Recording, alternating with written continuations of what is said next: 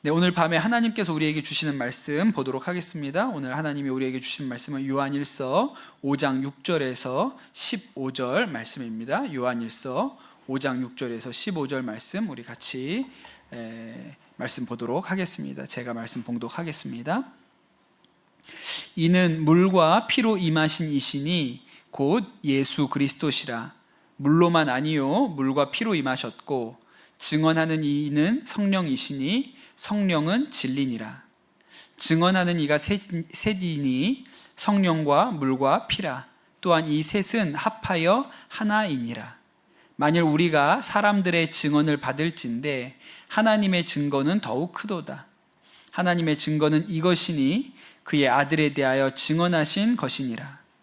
하나님의 아들을 믿는 자는 자기 안에 증거가 있고 하나님을 믿지 아니하는 자는 하나님을 거짓말하는 자로 만드나니 이는 하나님께서 그 아들에 대하여 증언하신 증거를 믿지 아니하였음이라.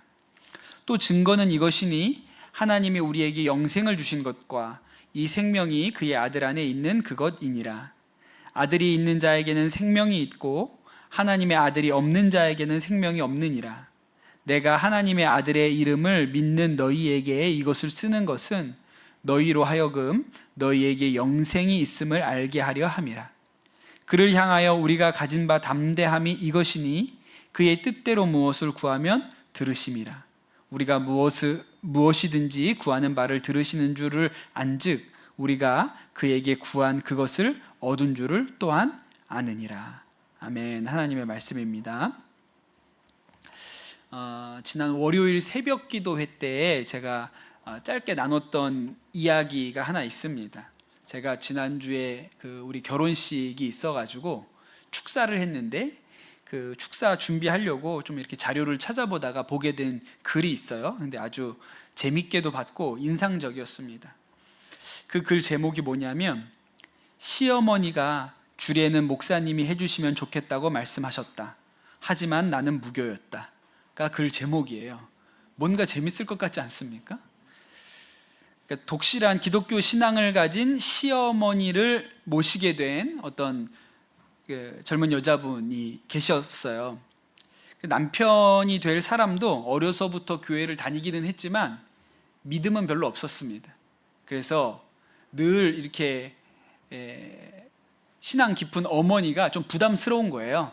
그래서 이 며느리에게 첫 번째 며느리가 되는데 며느리가 이렇게 시집을 와도 며느리라고 신앙을 강요하지 말라 엄마한테 그렇게 그전부터 이렇게 얘기하는 그런 아들이었습니다. 그런데 이 어머니가 다른 거는 이 결혼을 놓고 다 양보해도 괜찮은데 결혼식 주례만은 꼭 목사님이 했으면 좋겠다 그렇게 얘기를 하셨다는 거예요. 며느리는 원치 않죠. 며느리 될 이 처자는 원치 않죠. 그러나 며느리 입장에서도 생각을 해보면 이미 벌써 교회에 안 나가는 것 때문에 어머니에게 점수를 깎이고 시작하는 거잖아요. 근데 그것도 편치 않은데 주례마저 어머니의 뜻을 거스르면 더 깎이는 거니까 그 정도는 해야겠다 이렇게 마음에 생각을 한 거죠. 그래서 하겠다고 그 목사님 주례를 받겠다 이렇게 얘기를 했습니다. 그러고 나서 무슨 얘기를 듣냐면 목사님의 주례를 받으려면 미리 교회에 와가지고 목사님하고 결혼에 대해서 결혼 예비 학교를 같이 해야 된다는 거예요. 그러니까 이런 건 몰랐죠. 근데 한다고 했으니까 또 이제 그것 때문에 못하겠다 이렇게 얘기할 수가 없어서 내키지 않았지만 그냥 억지로 교회를 갔습니다. 그래서 목사님 앞에 앉았는데 주례는 담임 목사님이 서시는데 교육은 아마 부목사님이 이렇게 하셨나 봐요. 생각보다 이제 목사님이라 그러면 되게 엄근진 이럴 줄 알았는데 근데 그런 게 아니고 젊은 목사님이 앉아 계시고 되게 친숙하기도 하시고 또 이제 아주 결혼 생활에 이렇게 뭐라 그럴까요? 현실적인 조언들도 많이 해주셔서 생각보다 좋네. 교회에서 가르쳐 주는 게 나쁘지 않네. 이런 생각이 들었다는 거예요. 근데 그날 이제 그 결혼에 대해서 이제 강의를 듣다가 다른 얘기는 다 괜찮았는데 한마디 넘어갈 수 없는 말씀이 나왔다는 거예요. 에베소서 5장 22절 말씀이었습니다. 아내 되니 여러분 남편에게 하기를 주님께 순종하듯 하십시오. 또 그 다음에는 남편 되니 여러분 아내 사랑하기를 그리스도께서 교회를 사랑하신 것처럼 하십시오. 이 말씀이 나왔는데 이 말씀을 딱 듣는 순간부터 정신이 몽롱해졌다는 거예요. 그냥 이 다음부터는 이 자매님이 쓰신 그대로 읽어드릴게요. 이 말이 가슴에 박힌 순간 다음은 더 이상 들리지 않았다. 그리고 참아왔던 눈물이 터져버리고 말았다. 목사님, 죄송한데 저희는 그냥 서로 존중하는 걸로 끝내면 안 될까요? 저도 똑같이 교육받고 자랐고 경제적으로나 정신적으로나 모든 것을 동등하게 가정에 기여하고 있습니다. 저는 남편에게 순종하려고 결혼하는 게 아닙니다. 갑작스러운 나의 눈물에 부목사님도 적잖이 당황하신 듯 보였다. 부목사님은 서둘러 나를 달래주려고 하셨지만 한 번 터진 눈물샘은 좀처럼 마르지 않았다. 정말 죄송한데 혹시 주의 말씀에도 이런 표현이 들어가야만 하는 건가요? 그렇다면 순종이라는 표현만큼은 바꿔주시면 안 될까요?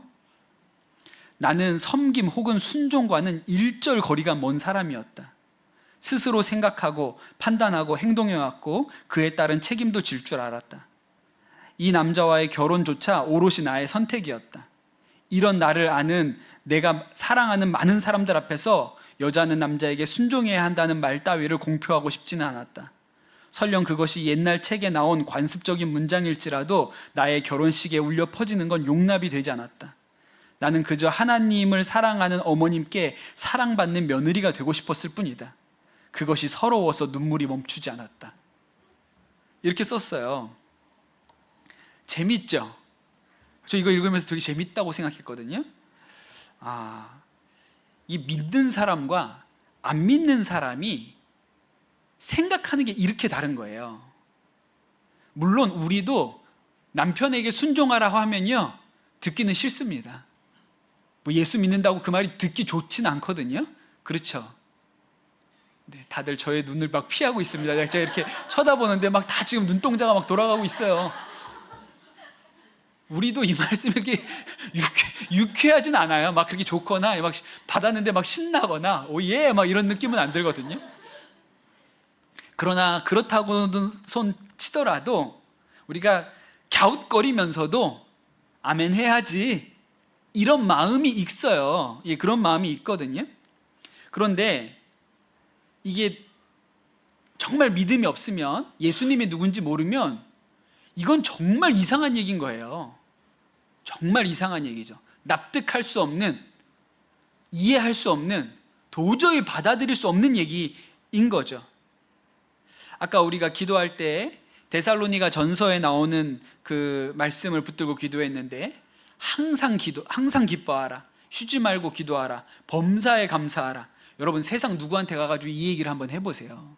예수 안 믿는 사람에게, 절에 다니는 사람에게 항상 기뻐해야 돼, 쉬지 말고 기도해야 돼, 뭐 모든 일에 감사해야 돼. 그럼 뭐라 그럴까요? 어떻게 그렇게 해? 어떻게 항상 기뻐해? 조증이야? 그 병이지. 항상 기뻐하면 범사에 감사해야 돼. 아니 감사한 일도 있고 감사 안 한 일도 있는 거지 세상에. 감사한 일은 감사하지만 어렵고 힘든 일도 있는 거지. 어떻게 감사해? 이렇게 반응하거든요. 근데 여러분 우리는 이 말씀 드리면 어떻게 반응해요? 아멘 해요. 우리를 향하신, 너희를 향하신 하나님 아버지의 뜻이니라 이러면 아멘입니다. 나중에 안 되더라도 우리는 그 말씀을 아멘으로 받는 마음이 있는 거죠. 그런데 여러분 우리가 어떻게 그럴 수 있을까요? 성령님이 우리 안에 계셔서 성령님이 주시는 마음과 생각이 있기 때문에 남편에게 순종하라, 하기 싫어도 아멘 해야지 이런 마음이 드는 거고, 기뻐하라, 감사하라 그래도 항상 기뻐하라, 범사에 감사하라, 쉬지 말고 기도하라 그래도 아멘 해야지, 그 말씀이 옳지라고 하는 마음이 드는 것은요 전적으로 우리 안에 오신 성령의 역사예요. 성령님이 우리 마음 안에 계시지 않으면 아까 얘기 드렸던 그 세대과처럼 생각합니다. 도저히 그건 못하겠다. 아니 무슨 말도 안 되는 얘기냐, 동등한 거지, 왜 남한테 순종하냐, 이렇게 얘기하게 되어 있는 것이죠. 영이 다릅니다. 성령님이 우리 가운데 오시면 생각이 달라지고 마음이 달라지는 거예요. 근데 여러분, 성령님이 우리 안에 오셨을 때 우리의 마음과 생각이 달라지는데, 그 중에 이 변화되는 마음과 생각 중에 제일 놀라운 게 뭔지 아십니까? 예수님이 하나님의 아들이신 것이 믿어지는 거예요. 지난주에 우리가 나눈 말씀 중에 이런 말씀이 있었죠. 누가 세상을 이깁니까? 그 말씀에 보면, 요한 1서 5장 5절 말씀에 보면, 예수께서 하나님의 아들이심을 믿는 자가 아니면 누가 세상을 이기겠습니까? 그랬어요. 예수님을 하나님의 아들로 믿는 사람이 세상을 이긴다고 했습니다. 여러분, 예수님께서 2000년 전에 이 땅에서 태어나셨다는 것을 믿는 것은 어려운 일이 아니에요. 또 그분이 십자가에 매달려 죽었다는 것을 믿는 것도 어려운 일이 아닙니다. 왜냐하면 역사에 기록이 있으니까요. 그거는요, 본디오 빌라도도 믿고요, 대제사장 가야바도 믿고요, 헤롯 왕도 믿어요. 왜? 예수가 태어났고 죽은 거를 이 사람들이 안 믿겠습니까? 다 믿죠. 지금도 그래요. 여러분, 세상에 나가서 예수님 아냐고 물어보면 모르는 사람 있습니까? 다 압니다. 대한민국에 예수님 모르는 사람 없어요. 기독교의 창시자라고 도덕 교과서에 나와요. 그런데 그들이 예수님을 모르는 게 아니고 그 예수님이 하나님의 아들인 것을 인정하지 않는 거죠. 그런데 여러분, 이 예수님이라는 분이 천지를 창조하고 세상을 주관하시는 하나님의 유일하신 아들, 독생자라는 것을 믿는 것은 굉장히 놀라운 일이에요. 그건 정말 놀라운 일이죠. 예수님이 잘생겼다고 믿거나 예수님이 착하다고 믿거나 이건 어려운 일이 아니지만, 그분이 하나님의 아들이라고 믿는 것은 놀라운 일이에요. 이것은 전적으로 성령이 우리 안에 계시기 때문에 그러한 믿음이 우리 안에 일어나는 것입니다. 그래서 오늘 말씀에 보면 뭐라고 나오냐면, 예수님이 하나님의 아들인 것을 증언하는 것이 셋이라 그랬어요. 셋. 그러면서 성령과 물과 피라고 했어요. 일단 물은 뭐를 의미하냐면 세례를 의미합니다. 물은 세례예요.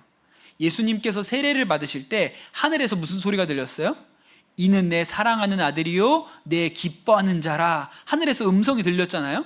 그러니까 예수님이 하나님의 아들인 것이 세례 받을 때 증언이 되었어요. 그 다음에 이제 피가 있는데, 피는 십자가를 의미하거든요. 예수님께서 십자가에 매달려 죽으실 때 하늘이 어두워지고 땅이 진동했다고 성경이 기록하죠. 그리고 그 옆에 있었던 백부장이 뭐라고 얘기하냐면, 야, 이분이 진짜 하나님의 아들이셨구나, 이렇게 고백합니다. 그러니까 이 일을 통해서, 또 피의 역사를 통해서 예수님이 하나님의 아들이신 것이 증언되었어요. 그리고 또 누가 증언하시냐면 성령님이 증언하신다는 거예요. 성령님이 우리 안에 계시지 않으면 예수님이 하나님의 아들이신 것을 우리가 믿을 수 없습니다. 우리 안에 성령님이 계시기 때문에 우리가 예수님을 하나님의 아들이라고 고백할 수 있는 거죠. 그래서 고린도전서 12장 3절에 성령으로 아니하고는 아무도 예수를 주님이라고 부를 수 없다 그랬어요. 예수님을 우리가 주님, 하나님의 아들이신 주인님이라고 부르는 것은 성령의 역사예요. 그 성령의 역사입니다. 그리고 오늘 중요한 말씀은, 예수님이 하나님의 아들임을 믿는 사람에게 놀라운 특권이 하나 있는데, 11절 말씀에 이렇게 기록합니다. 또 증거는 이것이니 하나님이 우리에게 영생을 주신 것과 이 생명이 그의 아들 안에 있는 그것이니라. 아들이 있는 자에게는 생명이 있고 하나님의 아들이 없는 자에게는 생명이 없느니라 그랬어요. 여러분, 하나님의 아들, 예수님이 하나님의 아들이라고 믿는 자에게 뭐가 있다고요? 영생이 있습니다. 전 여러분이 이렇게 담담한 표정을 짓고 있을 거라고 설교 준비할 때부터 생각을 했어요. 안 놀랄 것이다. 내가 이렇게 놀라운 얘기를 해도 우리 성도들은 마치 별일 아닌다라는 듯이 그냥 엄금진한 표정을 짓고 잠잠히 계실 것이다. 제가 그렇게 생각을 했어요. 여러분, 하나님의 아들 예수님을 믿는 자에게 영생이 있습니다. 진짜 놀라운 일 아닙니까? 엄청난 일이잖아요. 제가 그래서 여기 설교문에 뭐라고 썼냐면 여러분의 반응을 이미 예상했기 때문에 이렇게 썼어요. 그런데 문제는 우리가 하나님의 아들이신 예수님을 믿음으로 영생을 얻었는데 이 일을 그렇게 놀랍고 귀하게 여기는 사람이 요즘은 없습니다. 이렇게 써놨어요. 제가 여러분의 반응을 미리 다 예상을 해서 그렇게 썼단 말입니다. 여러분, 제가 만약에 집사님 지난주에 사신 그 복권 제가 오늘 예배 들어오기 전에 봤는데 당첨되셨어요.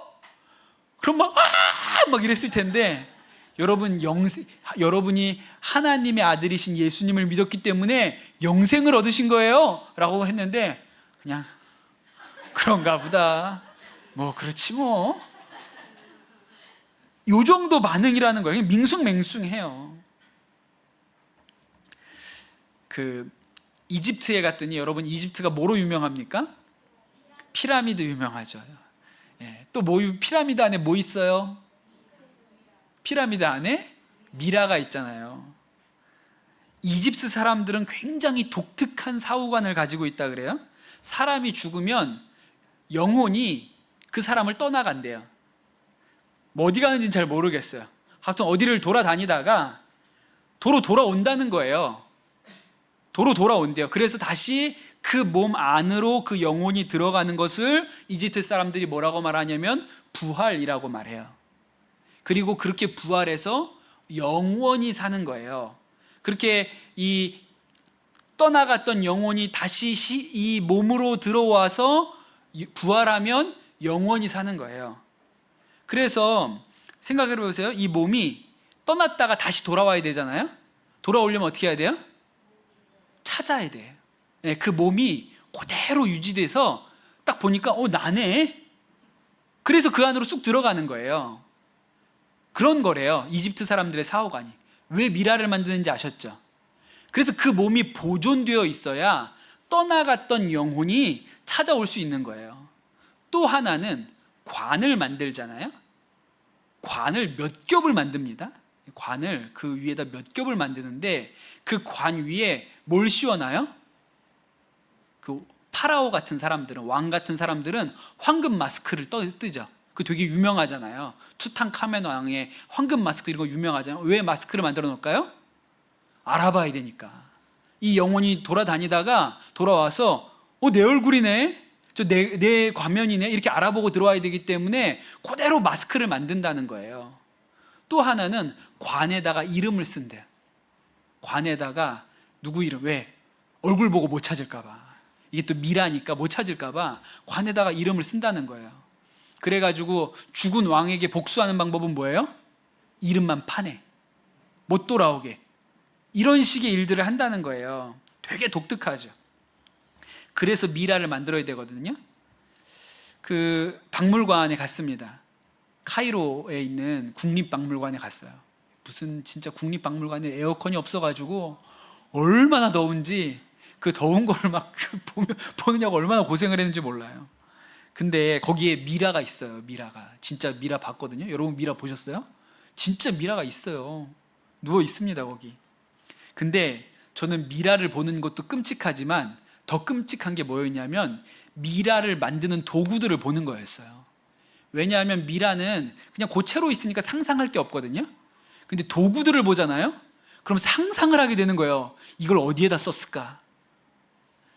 너무 끔찍했어요. 거기에 무슨 이렇게 널찍한 돌판이 있고요. 돌판 저 밑에 구멍이 하나 뚫려 있거든요. 그리고 이렇게 물이 빠지게 놨어요. 그게 뭐 하는 걸까요? 피 빼는 돌판이에요. 사람을 미라로 만들려면 수분이 다 빠져나가야 되잖아요. 그래서 피를 빼게 돼 있어요. 그 피 빼는 돌판이 있어요. 그 돌판만 있는데 우리는 뭘 해요? 상상을 하잖아요. 피 빼는 장면을. 너무 끔찍한 거예요. 그렇게 피를 다 뺀 다음에 뭐 합니까?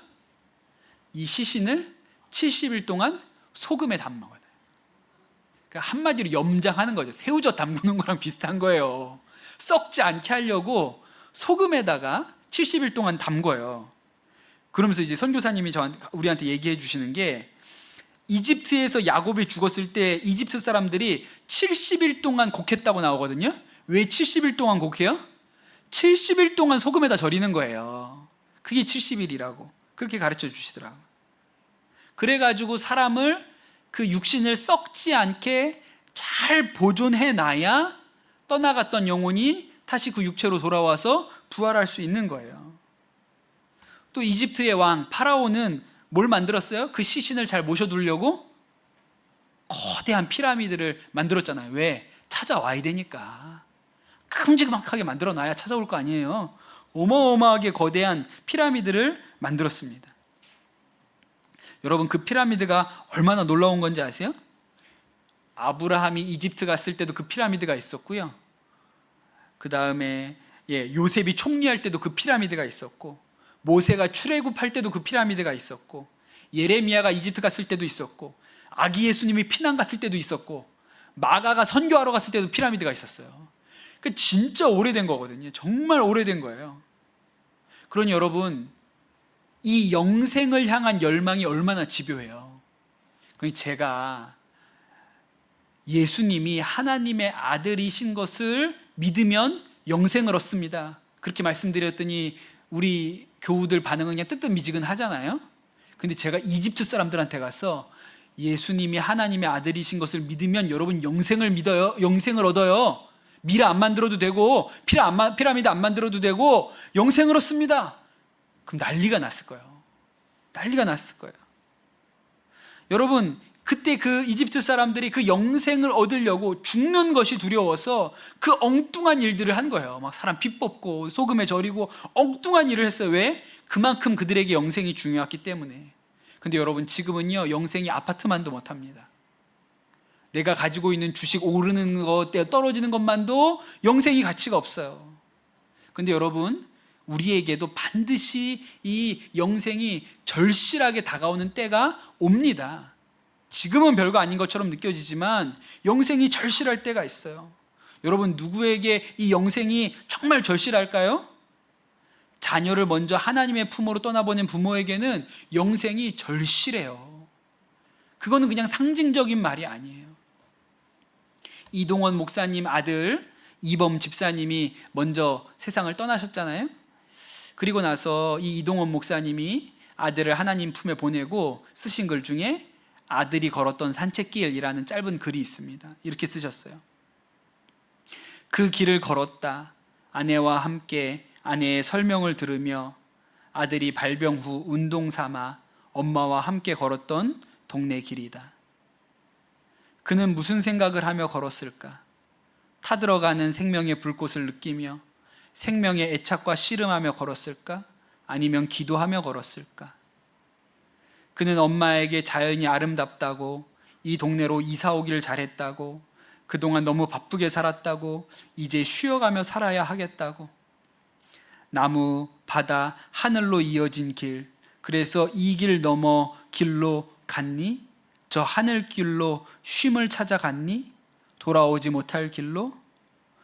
내가 짧게 머물렀던 집으로 돌아오며 우리 다시 만날 하늘집을 그린다. 넌 이 집으로 다시 오지 않겠지만 엄마와 하늘집으로 찾아가마 곧 머지않아. 이렇게 글을 쓰셨어요. 이동원 목사님에게는 이 영생이 얼마나 절실해요. 영원히 산다는 것이, 우리 아들도 이 땅에서의 삶은 끝났지만 하나님 나라로, 하나님 품으로 이사가서 거기서 살고 있으니 우리도 곧 따라가서 거기서 다시 보게 될 날이 온다, 우리가 거기서 영원히 살 것이라는 이 일이, 이 말씀이 얼마나 절실합니까? 절실하죠. 그런데 여러분, 놀라운 것은 그 영생이 우리에게 주어졌다는 거예요. 주어졌어요. 파라오가, 진시황이 그렇게 얻고 싶어도 얻지 못했던 그 영원한 생명이 단지 우리가 예수님이 하나님의 아들이라는 것을 믿었기 때문에 우리에게 그 영생이 왔어요. 어마어마한 축복을, 상상할 수 없는 축복을 우리가 받았습니다. 그런데 여러분, 우리 안에 문제가, 우리 그리스도인들이 이 영생해도 이 영생을 귀하게 여기지 않는 것도 문제이지만, 또 하나는 교회에 다니면서도 영생의 확신이 없는 것도 문제예요. 교회를 다닌다고 하고 예수님을 믿는다고 합니다. 그런데 이제 죽으면 영원한 하나님 품에 갈 수 있느냐 이렇게 물어보면 잘 모르겠다고 대답합니다. 이걸 우리가 구원의 확신이라고 하는데 구원의 확신이 없는 사람이 많아요.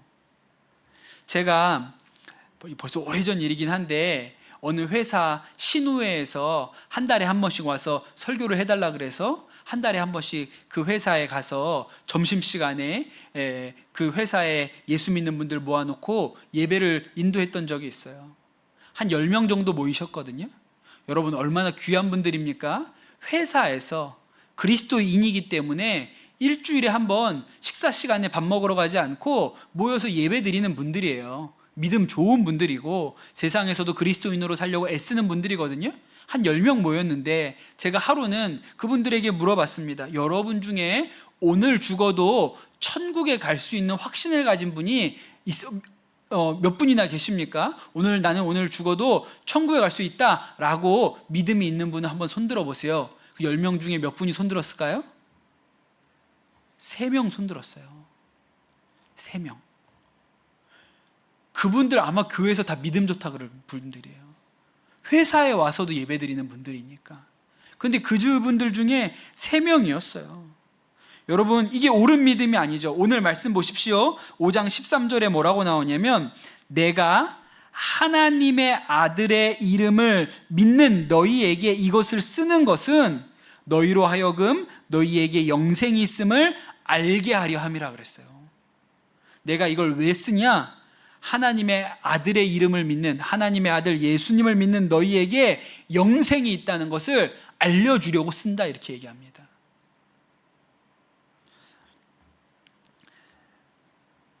사도 요한이 알려주려고 한다고 얘기했잖아요. 너희 예수님을 하나님의 아들이라고 고백하는 너희에게 영생이 있음을 알려주려고 내가 이것을 쓴다 이렇게 얘기했는데 여러분 이 안다는 말이 믿는다는 말보다 훨씬 강력한 말입니다. 한번 생각을 해보세요. 나는 내 아내가 나를 사랑한다는 것을 알아요 하는 것과 내 아내가 나를 사랑할 줄로 믿습니다. 여러분 어떤 게 진짜예요? 아는 게 진짜잖아요. 근데 알려준다는 거예요. 요한이 알려준다 그래서 훨씬 더 강력한 확신을 표현하고 있는 거죠. 그런데 우리가 예수님을 믿으면서도 예수님을 하나님의 아들이라고 말하면서도 내가 영생을 얻었나? 내가 오늘 죽어도 천국 갈 수 있나? 이렇게 헷갈리는 분들이 많다는 거예요. 윌버 체프만이라는 목사님이 계십니다. 우리나라에도 방문하신 적이 있었던 오래전 옛날 목사님이세요. 이분이 18살에 그 유명한 부흥사 D.L. 무디의 집회에 참여했다가 은혜를 받고 예수님을 믿게 되거든요. 근데 어떻게 예수님을 믿게 되었냐면 그 청소년 시절에 고민이 있었다는 거예요. 무슨 고민이냐면 아까 얘기한 것처럼 교회는 열심히 다녀요. 예수님도 믿는다고 고백을 해요. 그런데 천국 갈 확신은 없었어요. 늘 불안했어. 나 같은 사람도 천국 갈 수 있나? 이런 질문이 있었어요. 그래서 D.L. 무디를 찾아갑니다. 상담을 받아요. 무디한테 가서 물어보죠. 제가 죽으면 천국에 갈 수 있는지 자신이 없습니다. 그래서 늘 마음이 불안해요. 어떻게 하면 좋을까요? 그렇게 물어봅니다. 무디가 요한복음 5장 24절을 펼쳐놓고 이렇게 얘기합니다. 읽으라고 그래요. 이거 읽어보세요. 그랬더니 읽습니다. 내가 진실로 진실로 너희에게 이르노니 내 말을 듣고 또 나 보내신 이를 믿는 자는 영생을 얻었고 심판에 이르지 아니하나니 사망에서 생명으로 옮겼느니라. 그 말씀을 읽었어요. 그리고 무디가 이 체프먼한테 물어봅니다. 이제 예수님을 믿습니까? 그랬더니 이 청년이 체프먼이 예 믿습니다 그렇게 대답을 했어요. 그러면 당신은 영생을 얻었습니까? 라고 물었더니 체프먼이 그걸 잘 모르겠다니까요 그렇게 대답을 했다는 거예요. 그래서 무디가 또 얘기했어요. 다시 요한복음 5장 24절을 읽어보시오. 또 읽었어요. 그리고 무디가 물었습니다. 당신은 예수님을 믿습니까? 아니 아까도 제가 대답했잖아요. 예수님 믿는다고요. 그럼 이제 영생을 얻었습니까? 아니 그걸 몰라가지고 제가 목사님 찾아왔잖아요. 무디가 숨을 한번 들이셨어요. 다시 읽어보십시오. 요한복음 5장 24절 다시 읽어보세요. 그리고 다시 읽었습니다. 그리고 물어봤어요. 예수님 믿냐고. 믿는다고 대답했어요. 그 영생을 받았습니까? 그랬더니 또 잘 모르겠다고 대답하는 거예요. 그러자 이제 무디가 참는데도 한계가 있지 않습니까? 사람이 큰 소리로 책망했다는 거예요. 하나님이 얻었다고 하면 얻은 거지, 네가 뭔데 하나님을 의심해? 하나님이 얻었다 그러면 얻은 거야. 왜 하나님이 얻었다 그랬는데 너는 그걸 안 믿어? 여기 하나님이 얻었다고 써놨잖아. 그냥 얻은 거야. 너는 그냥 믿어. 근데 그 말 듣고 체프먼이 정신이 번뜩 났다는 거예요. 아, 이게 믿는 거구나. 받은 거구나. 내가 영생을 얻은 거구나. 그날 딱 깨달아졌다 그랬어요. 그리고 결국은 그가 신학교에 가서 무디의 뒤를 따르는 훌륭한 목사님이 되셨죠. 여러분, 우리가 예수님을 하나님의 아들이라고 믿고 고백하는 것은요, 성령님이 우리 안에 계시지 않으면 불가능한 일입니다. 우리 안에 성령님이 계시니까 우리가 예수님을 하나님의 아들이라고 고백하는 거예요. 여러분, 성령님이 우리 안에 오셨다는 말은 하나님의 아들 예수님의 영이 우리 안에 오셨다는 말이죠. 여러분, 우리가 감히 어떻게 하나님을 아버지라고 부를 수 있습니까? 여러분, 우리가 어떻게 감히 하나님을 아버지라고 불러요? 예수님은 하나님을 아버지라고 부를 수 있죠. 왜냐하면 하나님 아들이니까. 우리는 하나님 아버지라고 부를 수 없어요. 우리는 뭐라고 불러야 돼요? 하나님을 예수님 아버님이라고 불러야죠. 예수님 아버님, 기도 좀 들어주세요. 이렇게 해야 되는 거예요. 예수님 아빠잖아요. 우리 아들 친구들이 나를 시온이 아빠라고 부르지 저한테 아버지 이렇게 부릅니까? 그러니까 우리도 예수님, 하나님을 예수님 아버님이라고 불러야죠. 근데 왜 우리가 예수님 아버님이라고 안 부르고 아버지, 하나님 아버지라고 부릅니까? 아들이신 예수 그리스도의 영이 우리 안에 있으니까, 아들이신 예수님이 우리 안에 계시니까 우리가 하나님을 아버지라고 부를 수 있는 권세가 생긴 거죠. 그런데 여러분, 그 아들이신 예수님이 영으로 우리 안에 오셨어요. 영접할 때, 우리가 예수님 영접할 때 우리 안에 오셨습니다. 그래서 우리가 예수님을 하나님의 아들이라고 고백하는 거예요. 그리고 그 예수님이 우리를 떠나지 않는다고 말씀하셨습니다. 나중에 우리가 하나님 앞에 서게 될 때, 우리가 다 죽어서 하나님 앞에 서게 될 때, 우리가 하나님 앞에 섰을 때 우리가 죄가 많으면 우리 안에 오신 예수님이, 성령님이 아이고 얘가 죄가 많네, 안 되겠다, 너는 지옥 가고 나는 예수님의 영이니까 난 천국 가고, 지금까지 같이 다니냐고 고생 많이 났다, 그리고 이렇게 찢어집니까? 그럴 수 없는 거잖아요. 우리 안에 예수님의 영이 오셨기 때문에 우리도 천국 가는 거죠. 예수님이 지옥 갈 수 없으면 우리도 지옥 갈 수 없는 거고, 예수님이 천국 가면 우리도 예수님 따라서 천국 가는 거잖아요. 그러니 하나님의 아들인 우리가 영생을 얻었어요. 너무나도 분명한 진리죠. 여러분, 이것이 믿어지는 것이 성령의 역사입니다. 우리 안에 믿음이 생겨요. 우리가 정말로 하나님의 자녀이구나, 내가 영생을 얻었구나, 내가 예수님을 하나님의 아들이라고 인정하고 믿어지는 것을 보면 내가 영생을 얻은 사람이구나, 이게 믿어지는 것이 정상이에요. 여러분, 근데 이 말씀이 믿어지면, 내가 예수님을 하나님의 아들로 믿어서 영생을 얻었다는 것이 믿어지면요, 그 다음부터는 우리를 의심케 할 게 없어요. 오늘 말씀 보면 마지막에 이런 얘기가 나옵니다. 14절과 15절에 그를 향하여 우리가 가진 바 담대함이 이것이니 그의 뜻대로 무엇을 구하면 들으심이라. 우리가 무엇이든지 구하는 바를 들으시는 줄 안즉 우리가 그에게 구한 그것을 얻은 줄을 또한 아느리라. 여러분, 우리가 영생을 얻었습니다. 예수님을 하나님의 아들이라고 믿어서 우리가 영원한 생명을 얻었어요. 그런데 여러분, 기도 응답이 안 될까 봐 여전히 불안한 마음이 있을까요? 없다는 거예요. 우리가 정말 영생을 얻었다는 믿음이 있으면 기도 응답되지. 기도하면 하나님이 들으시지.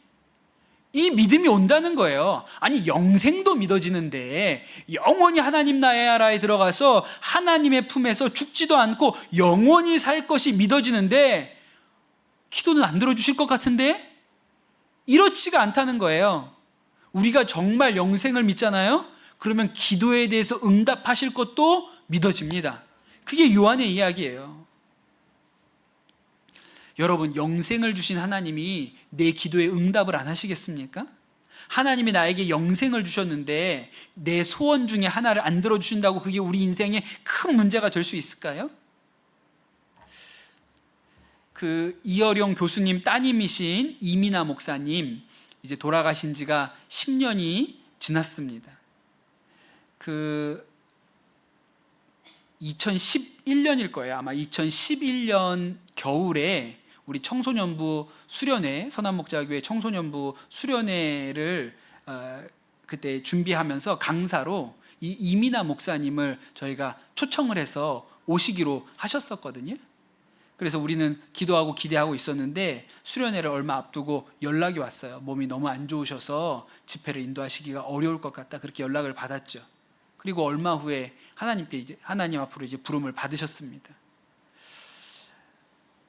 이민아 목사님 인생 이야기를 들어보면 정말 인생에 굴곡이 많아요.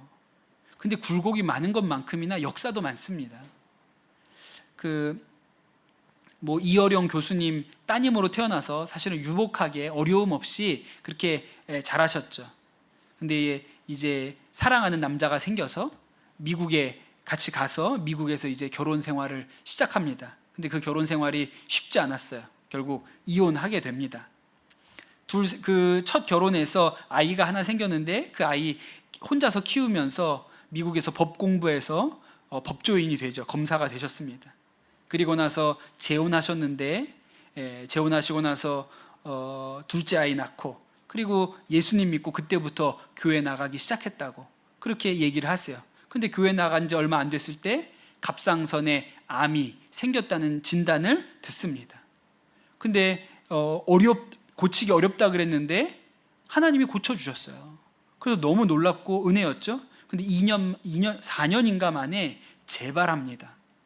또 그래서 너무 낙심하고 또 상심했는데, 근데 그 암은 치료하기 어렵다고 했는데 또 하나님께서 기적적으로 그 암을 치유해 주시는 역사가 일어나요.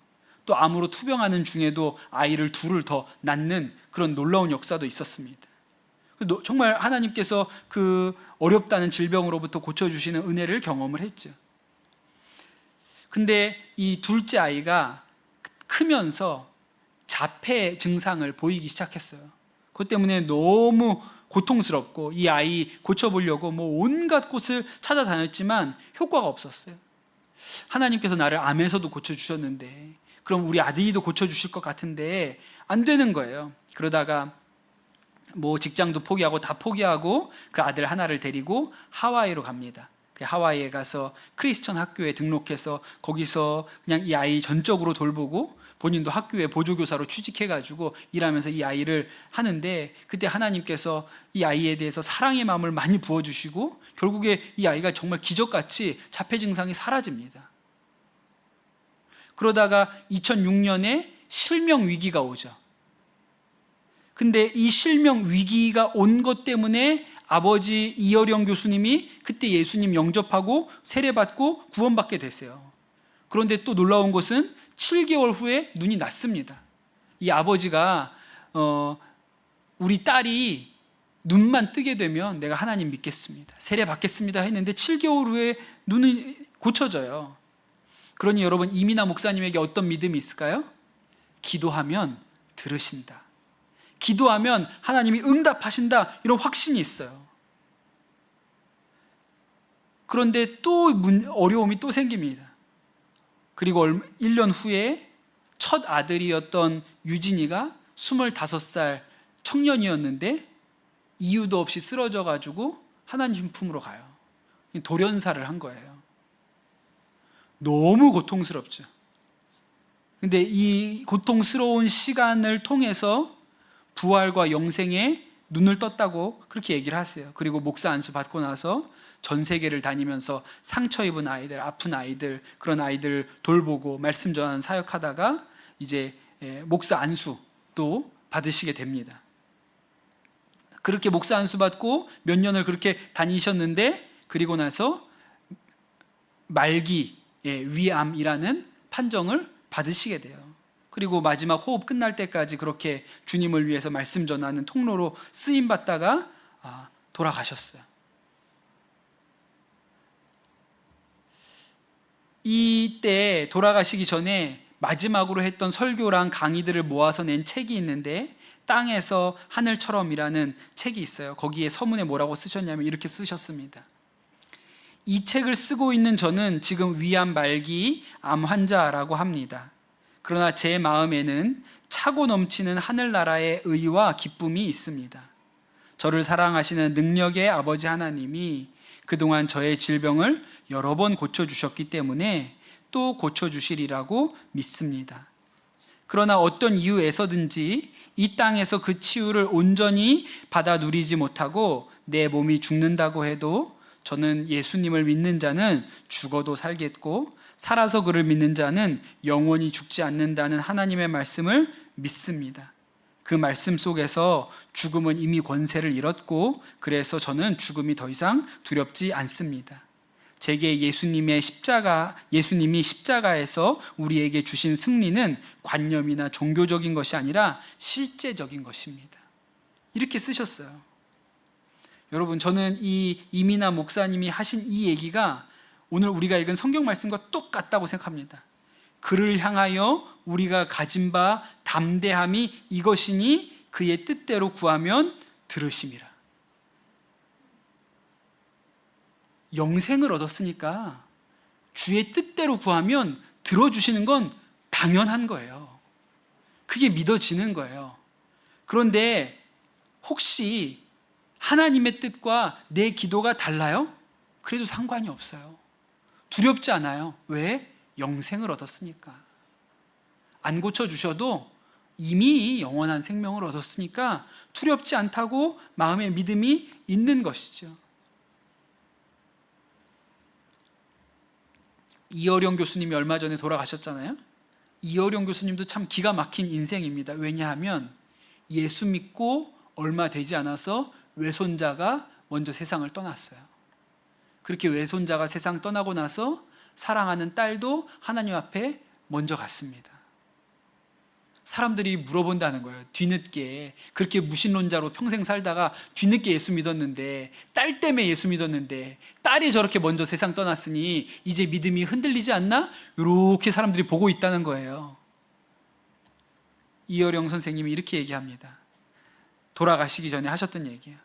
창을 열면 차가워진 산소가 내 폐 속에 깊숙이 들어와요. 이 한 호흡 속에 얼마나 큰 은총이 있는지 나는 느낍니다. 지성의 종착점이 영성이에요. 지성은 자기만 한 것이지만 영성은 오로지 받았다는 깨달음이에요. 그렇게 얘기하시고 돌아가셨어요. 여러분, 저는 오늘 우리 모든 성도들 안에 이 영생의 믿음이 있게 되시기를 축복합니다.